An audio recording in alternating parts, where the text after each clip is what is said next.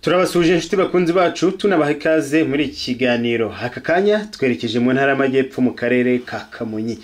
Aka karere inkuru dusoma mu kinyamakuru Kigali Today iravuga ko Kamonyi bahangayikishijwe no gusubizwa mu turere tw'icyaro. Ubuyobozi bwa karere ka Kamonyi buratangaza ko burimo gukora ibishoboka ngo akarere kongere gusubira mu turere tw'imijyi kugira ngo ibikorwa by'iterambere byako bidasubira inyuma. Umuyobozi w'agateganyo w'akarere ka Kamonyi Tadeo Tuyizere atangaza ko batunguwe no kubona bashyizwe mu turere tw'icyaro kandi Kamonyi ari akarere gafatanye n'umujyi wa Kigali ku buryo ndetse ibikorwa bya Kigali byinshi bigenda byimukira muri Kamonyi.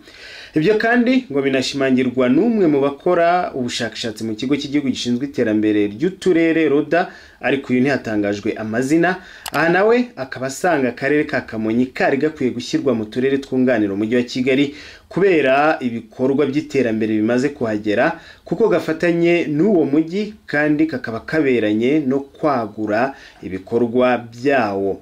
Icyakora ubuyobozi bwa RODA butangaza ko butazi bishingirwaho ngo uturere tugirwe tw'icyaro cyangwa utwunganira umujyi wa Kigali, kuko yo ikurikirana uko amafaranga agenerwa ibikorwa remezo mu turere atangwa na leta akoreshwa, ko ibyo gushyira uturere mu byiciro byashakirwa mu bindi bigo.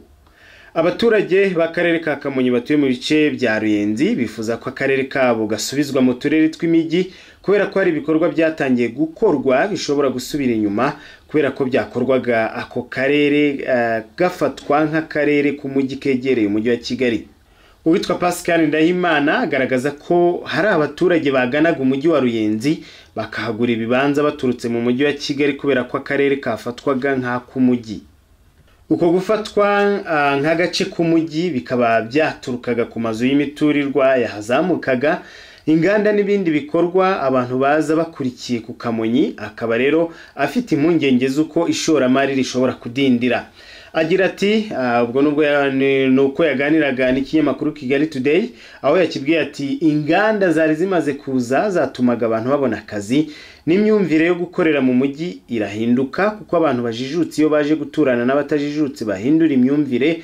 Icyo twifuza nuko twajya tugira uruhare mu bidukorerwa tukumva n'agaciro kabyo, tugatanga ibitekerezo kugira ngo natwe tumenye amakuru kubigiye kudukorerwa. Ndahimana avuga ko abashyira uturere mu byiciro bakwiye kujya bamanuka bakaganiriza abaturage bavuga ari kumvikana kugira ngo ibyemezo bifatwa bifatwe mu nyungu z'abaturage. Kubaze rero akarere ka Kamonyi uretse uruganda rw'inzoga, ubwo wenda abahazi mwatubwira izindi nganda zihari. Uru ruganda rw'inzoga rukaba ruherutse no gusurwa na Minisitiri w'Ubutegetsi bw'igihugu Bwana Jean-Marie Vianney Gatabazi. Ku rwego rw'akarere ho baravuga ko barimo gukora ubuvugizi kugira ngo akarere ka Kamonyi kagirwe umujyi.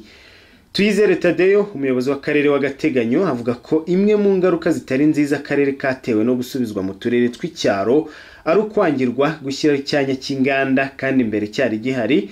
Hakaba hari n'abashoramari benshi bifuzaga kuza kubaka izindi nganda ku Kamonyi. Tuyizere avuga ko harimo gukorwa ubuvugizi kugira ngo nibura icyo cyanya cy'inganda cyemerwe, kuko ku Kamonyi ariho hantu hafi cyane kuri Kigali kurusha ahandi, ku buryo kwakira inganda byasa nko kuba n'ubundi zubatse i Kigali. Aganira na Kigali Today yagize ati turimo gukora ibishoboka ngo tugisubirane, ubwo tucyemerewe icyaba gisigaye no gushaka amafaranga yo kugitunganya kugira ngo ibikorwa byose byaba bikenewe ku mushoramari abisangeyo. Abatuye muri Kamonyi bafite impungenge ko ubutaka bwaho bugiye gutakaza agaciro.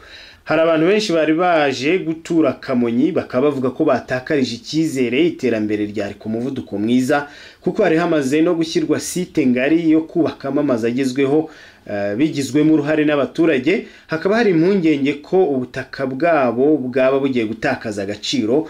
Aha rero Kamonyi mu bice by'umujyi ibibanza byaho bikaba byaratangiye kujya ku mafaranga menshi, ku buryo umuntu woroheje ataragipfa kwigondera ikibanza hano Kamonyi, aho abantu tuganira batubwira ko nka Ruyenzi nk'ibibanza byo kubakamo aya mazu ya cadastre atari amazu ageretse, ibibanza kukigura byari bimaze kugera muri miliyoni nyinshi, hari aho bigeze muri 10, 12, 13, 14, 15.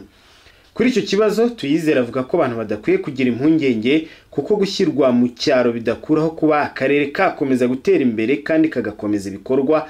Icyakora ngo harakomeza gukorwa ubuvugizi bimwe mu bitemewe byemerwe. Akarere ka Kamonyi gafite uduce twinshi turi kugenda duturwa cyane, hagenda haba umujyi, ahazwi kurusha ahandi hakaba ari Ruyenzi. Ariko niyo wazamuka ruguru ahitwa za Runda na Gihara hakaba hari guturwa by'umwihariko. Muri iyi minsi rero hakaba hari n'umuhanda wahashyizwe ujya kumera nka kaburimbo, ukaba uri gutera imbaraga benshi kuhubaka. Ahandi muri Kamonyi hari kubakwa cyane n'ahitwa Bishenyi, hakaza n'ahitwa Kigese muri Rugarika, hakaza ahitwa mu Nkoto, ukagera ku karere ka Kamonyi harakubatse. Ku bakoresha rero umuhanda Kigali Muhanga bakomeza za Huye cyangwa Nyamagabe na Rusizi, ngira ngo aho akarere ka Kamonyi kubatse murahabona. Mu minsi ishize rero byahwiswaga ko akarere gashobora, ubwo turavuga akarere ka Kamonyi, gashobora komekwa ku mujyi wa Kigali. Muzi ko no mu bihe byaguma mu rugo ibice bya Kamonyi bimwe ababituyemo batabuzwaga kwambuka bazi Kigali, mu gihe uturere twanze ya Kigali twabuzwaga kwinjira mu mujyi wa Kigali. Kamonyi ku Ruyenzi bamwe mu byamamare banahafite inyubako, abandi baranahatuye. Aha tukaba twavuga nka Minisitiri muri Presidence y'u Rwanda Madame Judith Uwizeye, uyarahatuye. Umuhanzi King James, mu mazina ye nyayo Ruhumuriza James, nawe afite inyubako, ndetse n'umuhanzi w'indirimbo za gakondo Cyusa Ibrahim nawe ari kuhuzuza inzu nk'uko mubibona ku mashusho. Ngibyo bya Kamonyi no kuba umujyi. Gusa nubwo abahatuye benshi bumvaga ko hakomekwa kuri Kigali, hari n'abasesenguzi batanga ibitekerezo bavuga ko bidakwiye ko aka karere kakomekwa kuri Kigali, kuko bibaza niba ahateye imbere hose hegereye Kigali hakwiye guhita hashyirwa mu mujyi wa Kigali. Ndabashimiye rero abadukurikiye, mbifuriza ibihe byiza, muhaye muronke kandi Imana ikomeze kubarinda, dukomeza no gufatanya kwirinda iki cyorezo cya coronavirus. Mukomeze rero mugire ibihe byiza.